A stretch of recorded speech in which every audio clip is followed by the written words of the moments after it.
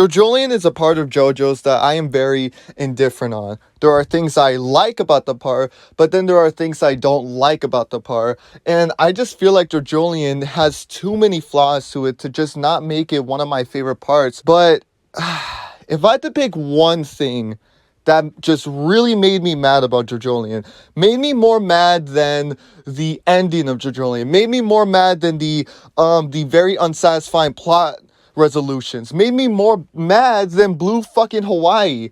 If I had to lay down one thing I just did not like overall, it would have to be the flash forward in Jojolion. The flash forward is a plot point that comes around chapter 83 of Jojolion, which not only sets up the Wonder of You arc, but as well the entire endgame of Jojolion as a whole.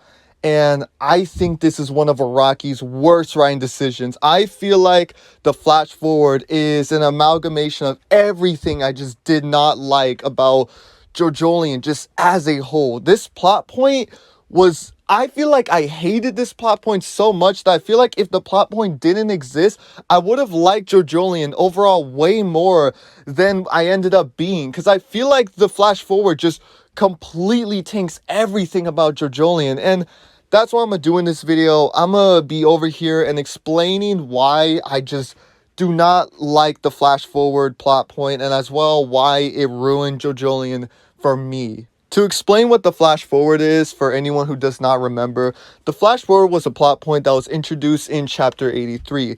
In this part, we are shown a scene with the family just doing normal things, messing around and all of that. But then we see Tsurugi acting very strange than usual.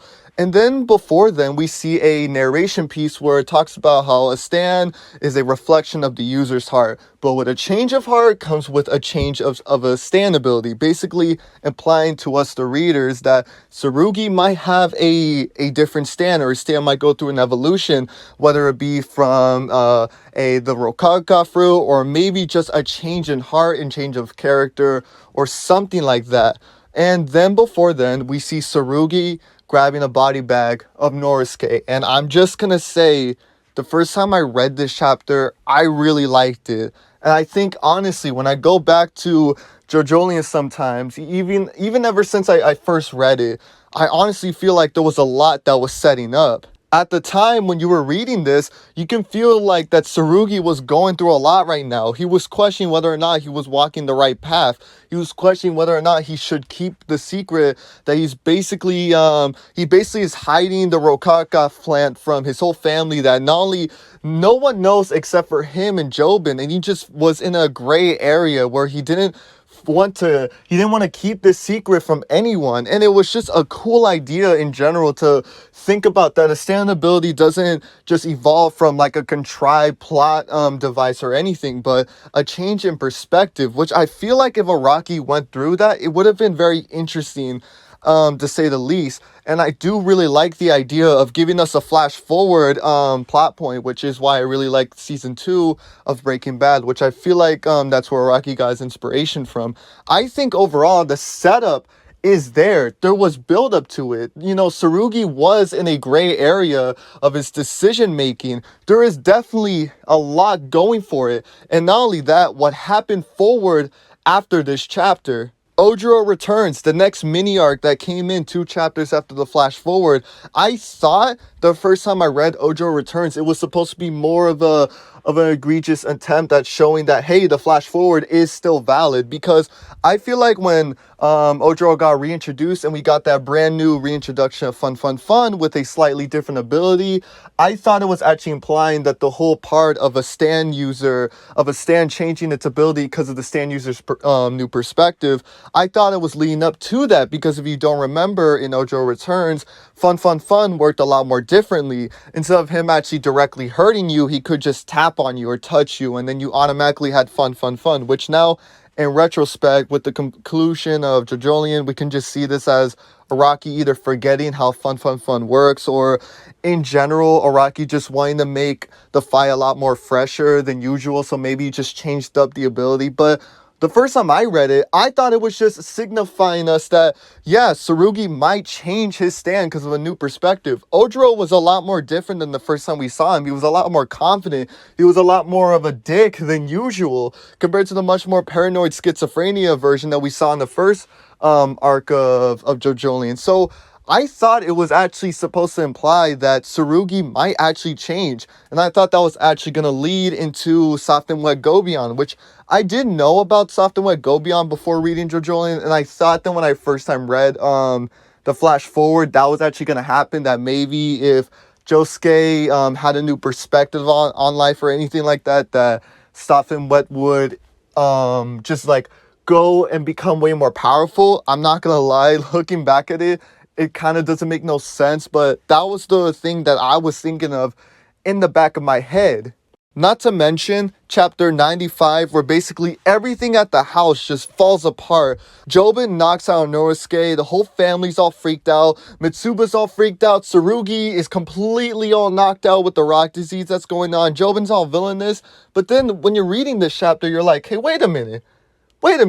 What does this have to do with the flash forward? If you don't remember, the family looks fine. The family is completely blind that Norisuke is, what they're thinking of is dead. Even though if you read this chapter, they all have knowledge that he's actually like dead. Well, what they're thinking at the time before it's actually revealed, they see it in the flash forward.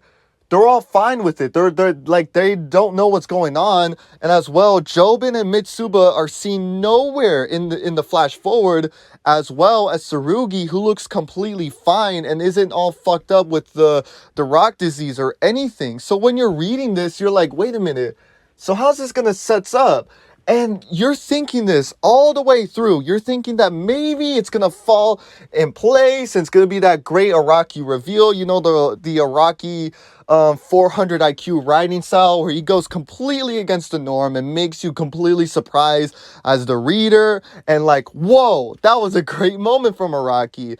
At least that's what I was thinking when I read this chapter. I feel like it was a decent setup for what could have been a completely crazy plot point if the flash forward came into fruition. There was everything there.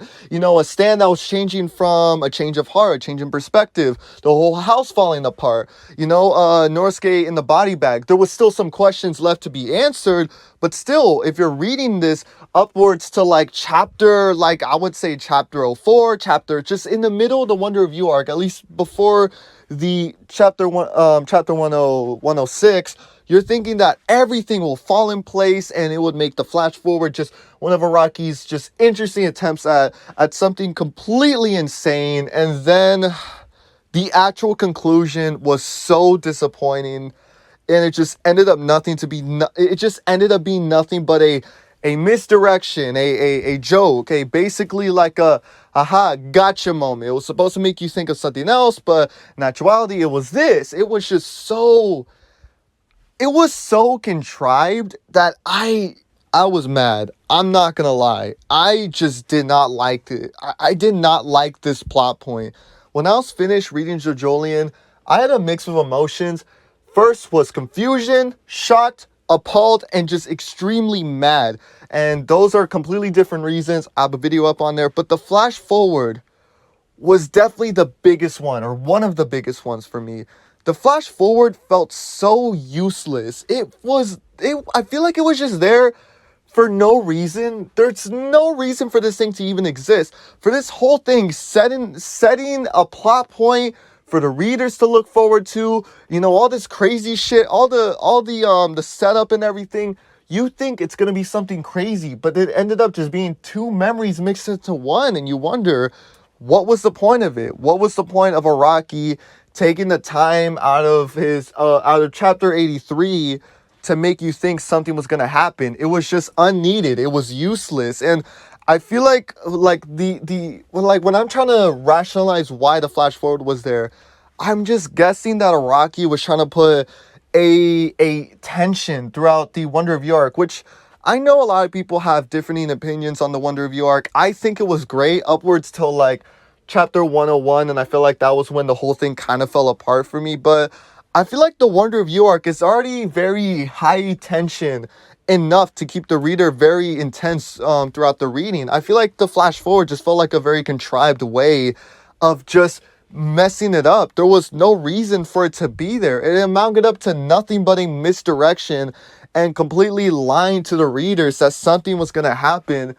And then it ended up not being it. It was like watching all the Breaking Bad flash forwards in season 2, which if you have not seen it, skip this part of the video. I'll put a timestamp. But basically, the flash forward in season 2 is setting up for a thing that's going to happen at the Walter White house. You know, each episode is building up to something. You think that, oh shit, Walter White's house got attacked by a drug member, or someone killed a member of the family, or maybe all of Walter White's families died. And then the last episode, you see the next flash forward and you see that affected everyone in the neighborhood, and you're thinking like, what was so bad that affected up everything? But then when you get to the plane scene, that shit hit hard, because everything that was setting up to it and the conclusion, it was completely a 400 IQ writing moment, because it's something you just would not expect. Everything that fell together was just so well done.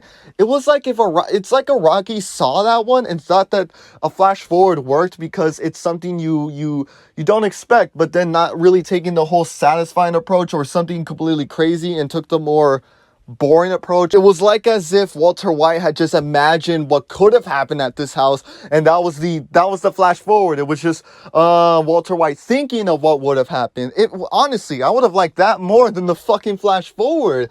And not to mention the clear time mistakes that Araki did all over the arc with the flash forward going on. God damn, I didn't notice how bad the flash forward just generally was in a just a writing sense. So let me just look over all the mistakes that the flash forward did throughout the Wonder of You arc. When the flash forward is first shown, we're given 7 days before the actual thing happens. That's a whole week. A lot can happen during that time. What happens? Well, Josuke and Mamazuku both get mistaken for murder, and then 3 days get wasted on them being in a Lamborghini on top of a tree. Look. Funny panel, funny moment, you know, pretty cool moment, but how did 3 days go by without anyone noticing the Lamborghini? How did they even get there? It's like, why did Araki just waste 3 days on this? And then the next big moment is when Yasuo asks Toru to drive her to the house. It takes Toru 2 fucking days to get to the house. How did this happen? Does calamity affect Toru while he's driving or something? Like, how did he take 2 hours to drive her? It's such a useless thing. If I had to guess what happened, I think Araki just gave himself way too much time, and I think he noticed it too halfway through, because Araki, like, he probably had a baseline idea of what's gonna happen in the flash forward, but then he realized that he gave himself way too much time, so he just tried to kind of like rush through the days, like, oh, 3 days pass, 2 days pass, oh, a couple hours pass. You can obviously tell because near the ending of the Wonder of You arc, the flash forward timer just pretty much gets dropped near the end. Like, you don't see it that much.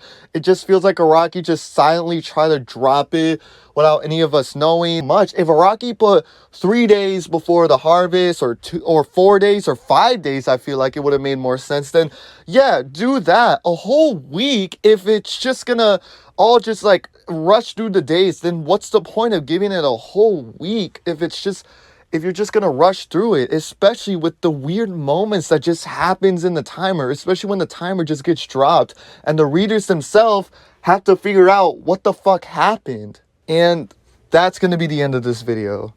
I think that the flash forward to me just signifies just a lot that was just wrong with Jojolion for me. Just an unnecessary story beat, a setup with a disappointing resolution, and it didn't deserve to be there. It honestly just ruins the last ending of Jojolion as a whole, because it just amounts to nothing at the end of the day. And I want to hear your thoughts on the flash forward. What are your thoughts on it? Am I overreacting? Is the whole community overreacting? But for me, I think that the flash forward is just easily one of Araki's worst writing decisions he's done for a part, in my opinion. So yeah. Hopefully you had a great day. Hopefully you loved this video. And yeah, see ya.